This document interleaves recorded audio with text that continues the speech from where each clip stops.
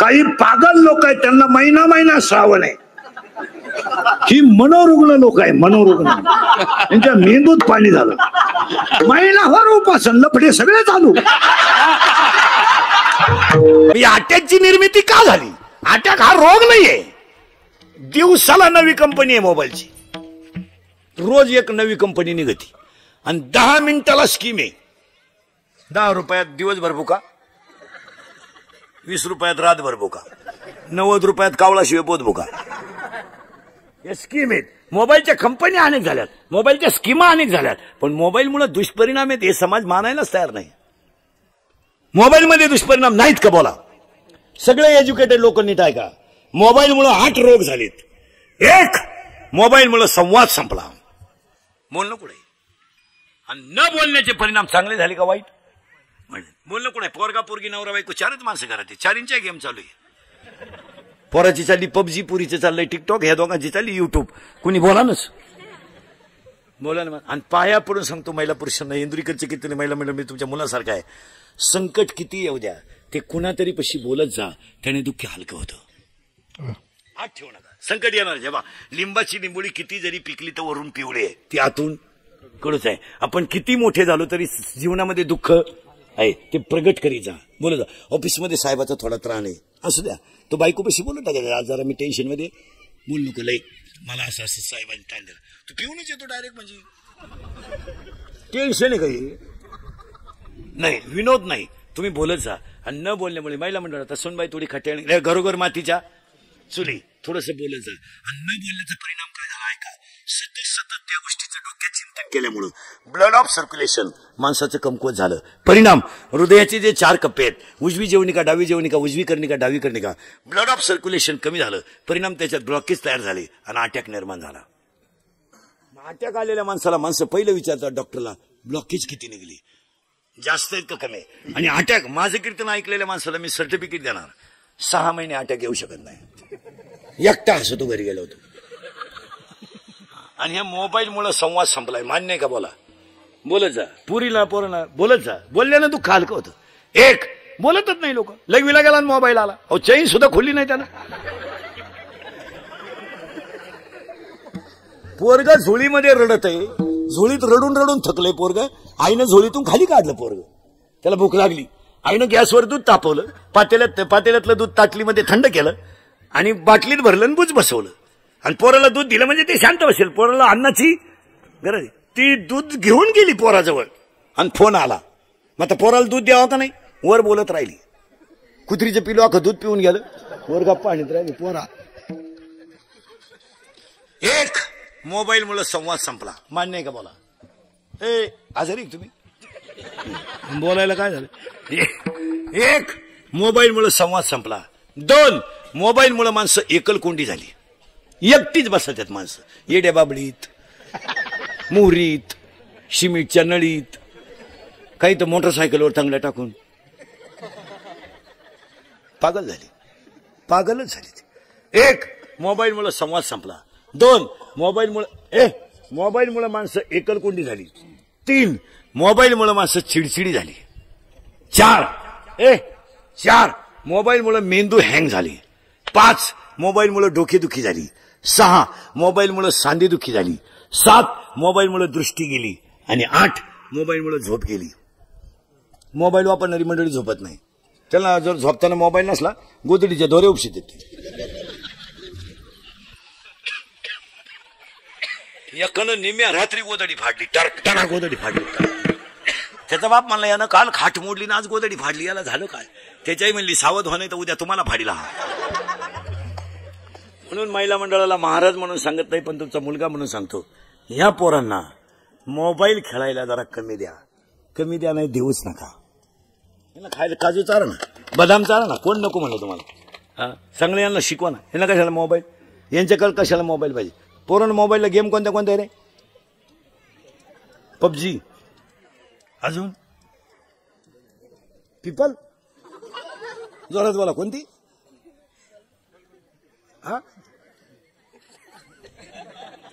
PUBG काय झालं? नाही, हे बंद करा. आणि हे मोबाईल काजू द्या, बदाम द्या, व्यायाम द्या, 5 वाजता यांना जरा फिरवून आला, यांना शिकू द्या, रविवारी नवरा बायको सुट्टी असते, जरा पोरांमध्ये बसा, गप्पा हाणा. आमचं तुमचं एकच झालंय. माझ्या घरात सुद्धा एक दिवस असं होणार आहे. माझा पोर आहे, माझ्या बायकोला विचारील, हा रात्री येतो सकाळी जातो, हा पाहुणा कोण आहे बुवा?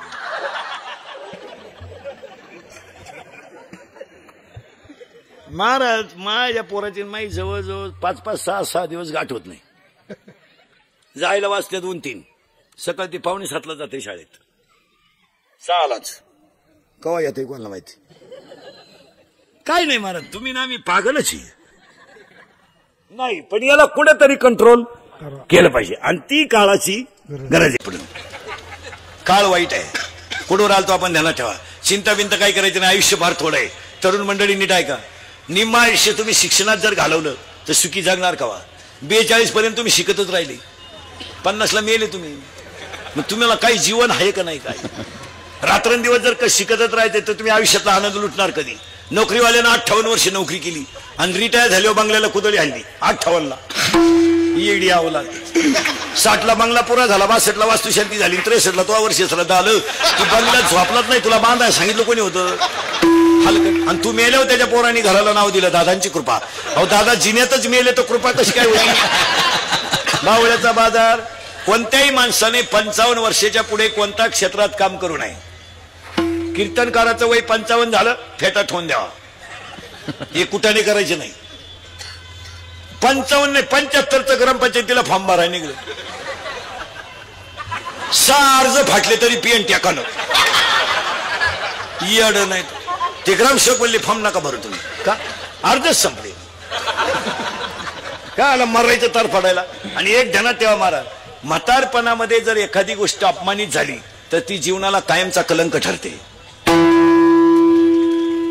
एखादा माणूस 2-3 वेळा ग्रामपंचायतीला पडला काय एवढं विशेष नाही, पण 2 वेळा सरपंच होऊन जर म्हातारपणाला जर ते पडलं तर मागचं अख्खं फेल गेलं. बदनामीचा कलंक कावळा शिवेपर्यंत राहतो. वय झाल्यावर त्याच्यात उतरू नये. हे सर्व्हिसवाल्यांचे वय सुद्धा 58 नकोय ना, 58-52 नकोय, 48 स्टॉप. घरी 62 आणि 65 काय करायचं ठेवून? उरफाट्या बावलीचे कवरही सांभाळायचे. 5 मिनिटं भीत पुशीत होतो, मग पोर म्हणले फळा इकडे. काय खेळायचं? जगामध्ये एकच खातंय महाराज, अख्ख्या सज्जन खातं सध्या.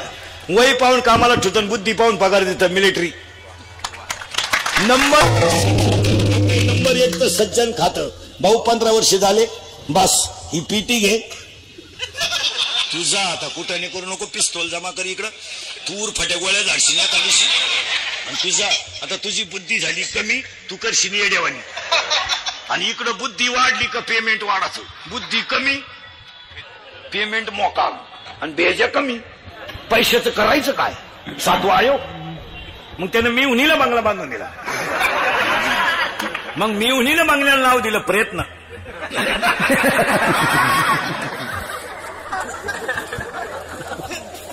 यानं याच्या बंगल्याला नाव दिलं सहकार्य. मग त्याच्या पोरानं गाडी घेतली आणि तिच्यावर नाव लिहिलं सत्यानाश.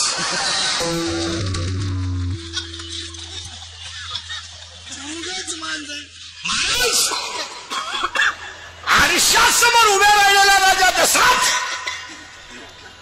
फक्त एक केस पिकला डोक्याचा. राजा दशरथाने वशिष्ठाला बोलून घेतलं आणि वशिष्ठाला सांगितलं, बस रामाला गादीवर बसवा, आता मी राज्य सांभाळण्याच्या नाही. हे काळे केस करू करू जागा त्यात. बरं हे तुम्ही काशी केस काळी का करता बरं? तुम्हाला असं वाटतं का काशी केस काळी केल्यावर तुम्ही देखणे दिसता का? असं कधी झालंय का बसणाऱ्यापैकी एखाद्याला आला का मेसेज केस काळे केल्यापासून, प्लीज आय लव्ह यू? मग हे हाताला सटे करता कशाल तुम्ही? अरे बाबा ओरिजिनल ते original. Naturality is the naturality. सावळ्या माणसाने पावडर लावू नये. मी सावळा आहे, अजिबात पावडर लावायची नाही. बरं मी किती पावडर लावली तर गोरा होणारच नाही ना, मग पावडरला पैसे घालून करायचं काय? तुम्ही हे शरीर आहे, याला पोषक असेल तर साबण लावला पाहिजे. हे 1.5 किलो मोरीतून फेस बाहेर पडणारे साबण लावून काय करायचं?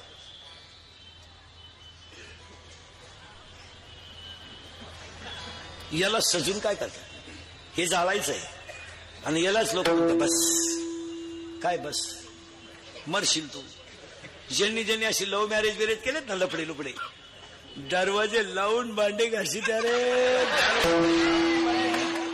आणि भांड्याचा आवाज येऊ नये म्हणून टीव्हीचा आवाज मोठा करत्या महाराज.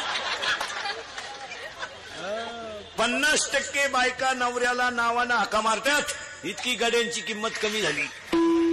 ए शाम, तुझ्या खिशात नाही दाम, काय उपयोग आहे त्याला. आता हे मी तुमच्या पुढे एवढा पोपटावानी बोलतोय आणि मी घरी गेल्यावर माझी बायको मला जर म्हणली काय निवडती बुवा काय चाललंय, खबर नाही पडत. चप्पल किती भारी असावा पण ती पायातच शोधते. म्हणून गोरी बायको कधी करू नये, कधीच करू नये. फुकाट जरी मिळाली करू नये. करून करायचं काय, उन्हात न्यावं तर लाल पडती आणि लाईट गेली तर फॅन खाली उडी हाणती. का बायको सावली पाहिजे, कापूस येताय चालतीन, तुरीच्या शेंगा तोडाया चालत. ज्यांनी ज्यांनी लय गोऱ्या बायका केल्या त्यांच्या बायका निघून गेल्या मला. आणि मग ते काकड्याला आमच्या बोकंडी आले, राई रुखमाबाई तुम्हा येऊ द्या दया, शेजे हलवणी जागे करा देवरा. चला चला पुढं. तुम्ही म्हणाल पुढे जायचंच कवा. नवरा बायको नवरा बायको पोरगा पोरगी, माणसं घरात 4, त्यांना बाजरी लागते वर्षाला 2 पोते, त्यांनी कमवली 8 पोते, 6 पोत्याचं करायचं काय. उत्तर आहे काय. शेतकरी नवरा बायकोला बाजरी लागते 2 पोते, वर्षाला 2 पोते लागते, त्यांनी कमवले 8 पोते, मग ते 6 पोते कुणाला, जे बाकीचं कमाल शिल्लक आहे, जे आऊत हाकीत नाही पण खात आहे, त्याला अन्नाची गरज आहे, मग त्याला ती 6 पोते बाजरी द्यायची. म्हणजे या दोघांनी कष्ट करायचे आणि 6 लोक पोसायचे. तसं 25 जणांनी पुण्य करायचं आणि 75 पापी पोसायचे. आता जेवढे 75 पापी, 75% जे पापी लोक आहेत ते कुणाच्या पुण्यावर आहे, त्या 25 जणांच्या. आता त्या 25 जणांचं जे पुण्य आहे ते आत्ताच आहे का मागचं आहे, घोटाळा आहे थोडा, आत्ताच नाही येते, मागचं आहे. आता मागचं पुण्य जेव्हा संपल, जसं मागचं पुण्य जेव्हा संपल तेव्हा त्याचाही वाटोळा होईल. पुरावा 9वा अध्याय. मग तया पुण्याची पावती सळे, सभेची इंद्रपणाची उटी उतरे आणि येऊ लागती माघारी मृत्यू लोका. ज्ञानच देव, देवच ज्ञान. आता आपण म्हणतो ज्ञान ज्ञान ज्ञान, ज्ञानच नाही. हे शाळेतलं सोडा, शाळेतल्या ज्ञानाचं सोडा. शाळेतल्या ज्ञानाला काय किंमत आहे. 1.5 किलोमीटरला मेडिकल कॉलेज आपल्याकडे, 1 किलोमीटरला इंजिनिअरिंग कॉलेज आहे, वढ्या नाल्याला इंग्लिश मिडियम आहे. बाबळीवानी शाळा उतरल्या, बाबळीवानी.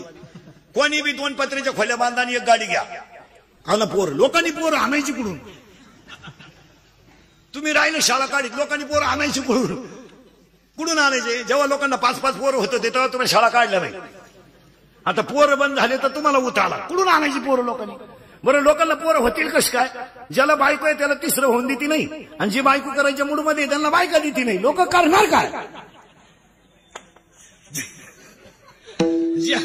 ज्याला बायको आहे त्याला तुम्ही तिसरं पोरगा होऊन देती नाही, आणि जे बायका करायच्या रेंज मध्ये त्यांना तुम्ही बायका देती नाही, आणि शाळा काढल्याशिवाय तर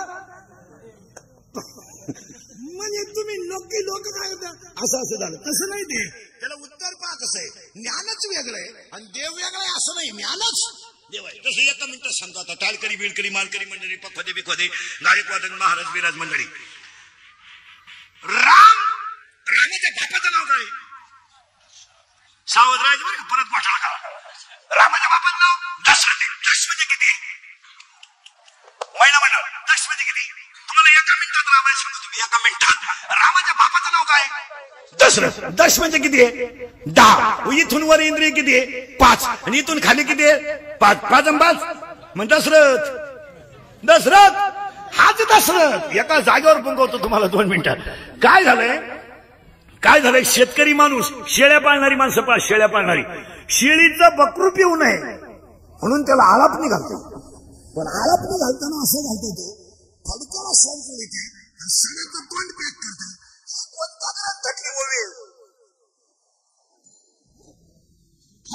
तुम्ही 2 मिनिटं. शेतकऱ्याच्या शेळीचं बकरू पिऊ नये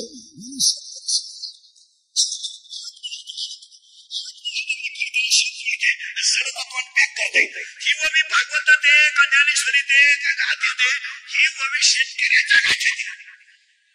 शेतकऱ्याचा काटा कोणाला सापडणार नाही. काही काही शेतकरी त्याच्या पुढचे त्याच्यात काटा घालते. बकरू प्यायला सुटलं का असं मूडमध्ये जातं त्याच्या नागपुडीत काटा, मरण तर दूध प्याणार नाही.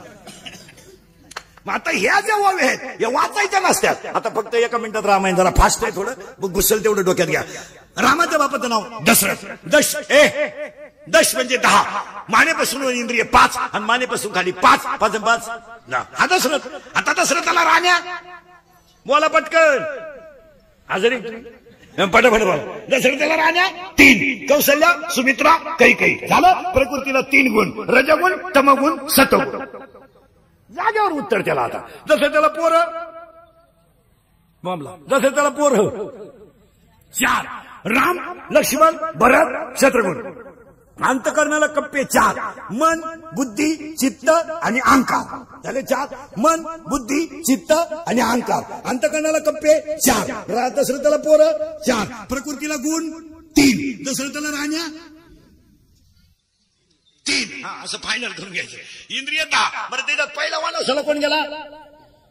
राम. त्याच्याबरोबर गेला लक्ष्मण. दोघांबरोबर गेली सीता. मग राम आहे ज्ञान, लक्ष्मण आहे वैराग्य, सीता आहे भक्ती. पहिलं जातं ज्ञान, त्याच्या मागे येतं वैराग्य. पुरावा अध्याय नंबर 15 ओवी नंबर 35. विरक्ती वाचुनी ज्ञानाशी तगणेच नाही. ज्ञान हे वैराग्याशिवाय कधी टिकू शकत नाही. मग पहिले गेली राम. बरं सीता सोडवली कोणी? बॉम्बला हनुमंतानं. आणि पळवली कोणी? रावणानं. मग मालकरी मंडळी उत्तर द्या. आता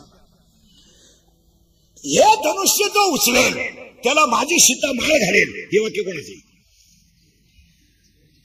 जनक राजा. सावध राजा बरं का, परत गोष्ट नाही करायचा, तिथंच फिरायचं आपल्याला. हे धनुष्य जो उचलेल त्याला माझी सीता माळ घालेल. म्हणजे सीता जनकाची कोण आहे? सीता जनकाची मुलगी. आता जो धनुष्य उचलेल त्याला मी मुलगी देणार. मुलगी भंगार भुंगाराला कोणाला देणार नाही, येडपटाला देणार नाही. ज्याच्यात घमेंट त्यानं यायचं धनुष्य उचलायचं, मुलगी देणार. सगळे लोक आले धनुष्य उचलायला. पहिले लोक आलेले लोक सीता पाहिला आलते का धनुष्य? त्यांच्या डोक्यात काय होतं? बारीक खाजवा डोकं. त्यांच्या डोक्यात होती सीता. धनुष्य तर आपण सहज उचलू म्हणजे सीता आपल्याला मिळणार. या अपेक्षेनं आले होते का निरापेक्षेनं? अपेक्षेनं मला सीता मिळणार. सगळे आले आणि धनुष्य पाहिलं. निमे म्हणले सीता नको का, जगणारच नाही तर काय करता सीता उचलून.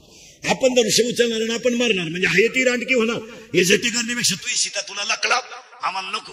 निमे राजे जनका स्वयंवरातून चालले. जनकानं त्यांना विचारलं का चालले? ते म्हणले पाहिला आलतो. सीता नको आम्हाला, फक्त धनुष्य पाहिला आम्ही. कारण त्यांनी कॅपॅसिटी ओळखली, आपल्याच्यानं सीता मिळू शकत नाही. पण या पठ्याला आमंत्रण नव्हतं. कोणाला? रावणाला. आणि रावणाला आमंत्रण नव्हतं पण आलाच. आणि तुमच्या माझ्या शरीरात, सगळ्यांच्या शरीरात आमंत्रण नाही पण आला. त्या रावणाचं नाव आहे अहंकार. तुमच्या माझ्या सगळ्यांच्या शरीरात काय आहे? रावण. रावण अहंकार. लाल कांद्याचे पैसे झाले, सासऱ्याने ट्रॅक्टर घेतला डाळिंबातला. सुनबाई म्हणली मा पाय लागला, ट्रॅक्टरच आला. आता तुहा पाय इतका चांगला होता तर तुझ्या बापाला का ग जप्तीची नोटीस आली? तिला मी कष्ट करते याचा काय झाला? अहंकार. 2 भाऊ वाहिले निघले, थोडल्यानं जीसीपी घेतला. जीसीपी धाकट्या मोरीत आंघोळ करीत होता. बायकोनं उघडा वडीत आणला बाहेर आणि त्याला म्हणली पाय पाय पाय. एकत्रपणा ढापलं ना, आता बाहेर काढलं तर म्हणलं पाहतो पण अंडरपॅन्ट पिळू दे ना. गार आठलं मी. काय झाला तिला? ग. आता ऐका, त्या राक्षसाचं नाव काय? रावण. आणि तो रावण आला. पण इथं शब्द लय बारीक बारीक आहे बरं का, गोष्टी नुसत्या पाठ नाही करायच्या. रावण आला आणि रावण जनकाला म्हणतो का रे एवढं मोठं स्वयंवर मांडलं, मला आमंत्रण का नाही? का नाही? का हा शब्द सुद्धा परत अंकारायचे का नाही? जनक हुशार होता. जनकानं सांगितलं याला जनकानं काय? जनकानं सांगितलं याला काय झालंय? अहंकार. जनकानं एकच उत्तर दिलं, तुझ्यासारख्या एवढ्या मोठ्या सम्राटाला धनुष्य उचलायला बोलवलं म्हणजे तुझ्या मान फुगलं. 2 माणसांपेक्षा कधी मोठं व्हायचं नाही. एक आईबापापेक्षा कधी मोठं व्हायचं नाही आणि गुरुपेक्षा कधी मोठं व्हायचं नाही. कोणापेक्षा मोठे व्हायचं नाही, कोणापेक्षा पण आईबापापेक्षा मोठं व्हायचं नाही आणि गुरुपेक्षा कधी मोठं व्हायचं नाही. महिला म्हणलं तुम्हाला जर कधी कोणी विचारलं सासू सासरे तुमच्यात आहेत का, तर तुम्ही त्यांना उलटवून सांगायचं मी त्यांच्यात आहे. असं नाही म्हणायचं ते माझ्या ते, तुम्हाला ती फुगीरपणाची सवय लागली माझ्या ते असं बुकायचं नाही. मी त्यांच्यात आहे का, विहीर त्यांचे, जमीन त्यांचे, जो खिलारी माझ्या ताब्यात आहे तोही त्यांचा आहे. फक्त मी त्याला यश संतो असल्यामुळे तो माझं सोडून कोणचं ऐकत नाही. दोघांपेक्षा कधी मोठं व्हायचं नाही, हे आईबापापेक्षा मोठं व्हायचं नाही आणि गुरुपेक्षा कधी मोठं नाही. थोडं वाजवता यायला लागलं का ते म्हणते आमच्या गुरुलाच बोल येत नव्हती. थोडं गाता यायला लागलं का ते म्हणतो गुरु माया पुढे वाजितच नव्हता. अशा भंगार गप्पा नाही आणायचा. गुरुपेक्षा कधी मोठं व्हायचं नाही. म्हणून काय नाही महाराज, 4,30,000 माणसं रावणाच्या घरात. हिशोब करा बरं का शाळेतले पोरं. 80,000 बायका आणि 1,00,000 पोरं किती झाली, 180. 1,00,000 नातू, 3,05,000 आणि 1,00,000 पंतू, 4,30,000. 4,30,000 माणसं रावणाच्या घरात. मोबाईल मध्ये घेऊन जा बरं का उदाहरण, घरी रोज ऐका. 4,30,000 माणसं रावणाच्या घरात. रावणाला इंद्रजित नावाचा मुलगा होता. त्याचं पहिलं नाव मेघनाथ होतं आणि त्यानं इंद्र जिंकल्यामुळं त्याचं पहिलं नाव पडलं होतं इंद्रजित. रावणाला एक भाऊ होता, त्याचं नाव बिभीषण होतं. इतका हुशार माणूस होता तो बिभीषण. त्यानं बसल्या बसल्या विचार केला एक दिवस आपल्याला रावण कधीच आटपणार नाही. मग आपण एक आयडिया केली तर, जर रामाची रावणाची लावून दिली तर जिंकलो आपण. ही भावंती पहिल्यापासून नाही, उगाच भुकातात लोक पहिलं म्हणजे फक्त आडनाव बदलून जन्माला आलेत, नाही तर टोळी तीच आहे. ऐका, त्या इंद्रजिताने काय केलं महाराज, डायरेक्ट रामाला जाऊन गाठवलं. ते मध्ये थांबला नाही, कधी कच्चा नव्हता तो. त्यावेळेला रामाला एकच वाक्य सांगितलं, तुझ्या आयुष्यात तुला सीता मिळणार नाही. सीता रावणाच्या ताब्यात आहे, सीता तुला मिळणार नाही. तुला काय करावं लागेल, तो रावण मारायच्या भानगडीत पड नको, पहिला इंद्रजित मेला पाहिजे. काय विचार आहेत महाराज. चुलत्यानं मीटिंग घेतली पुतण्या मारायची, पाहता काय माहिती चुलत्यानं, आणि त्या चुलत्याचं नाव बिभीषण, मारायचा कोण, इंद्रजित. पण त्यानं एक दम दिला त्याला, इंद्रजित मारायचा पण त्याचा जो हात आहे इंद्रजिताचा, तो इंद्रजिताचा जो हात आहे त्यानं 14 वेळा इंद्र जिंकले. त्या हाताला असं वरदान आहे, जर इंद्रजिताच्या हातात कधी बाण आला आणि त्यानं जर बाण लावला तर समोरचा माणूस जगू शकत नाही. तू फक्त एक कर, रामा मार इंद्रजित, फक्त एक करायचं, त्याच्या हातात बाण येता कामा नाही. काय बोलायचंय महाराज, इंद्रजितानं भात्यात खाली माग हात घातला आणि समोरून असा बाण आला तर इंद्रजिताचा हात द्वापरातून उडाला.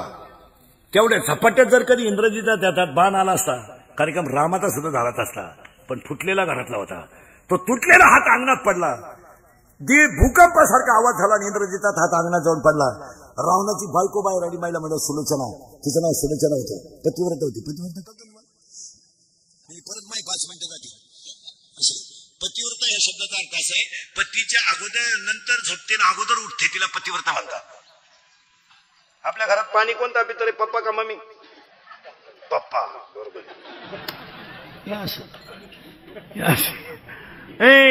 ती पतिव्रता होती, ती बाहेर आली महाराज आणि बसलेले माणसांनी नाही का तिने तुटलेला हात पाहिला. लय बारीक गोष्ट आहे का ती. तिने स्वतःच्या मनाला प्रश्न विचारला तुटलेल्या हाताचा. ज्यानं इंद्र हरवला त्याचा हात उडवायची डिरिंग केलीच कोणी? तिच्या बापानंच केली. कोणी केली? लक्ष्मण तिचा बापच होता. मग पाहुणे रावले का नाहीत? बिघडवायलाच ना.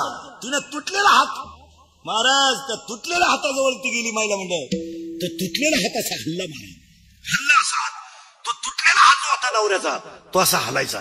तिनं तो तुटलेला हात घेतला आणि त्या हातानं तो हात घेतला तिनं, तर तो हल्लेला हात तिनं त्या तुटलेल्या हातानं असा कागद आणि पेन दिला. तर त्या तुटलेल्या हातानं त्याच्यावर लिहिलं, तुझ्या माहेरच्यानी माझा घात केला.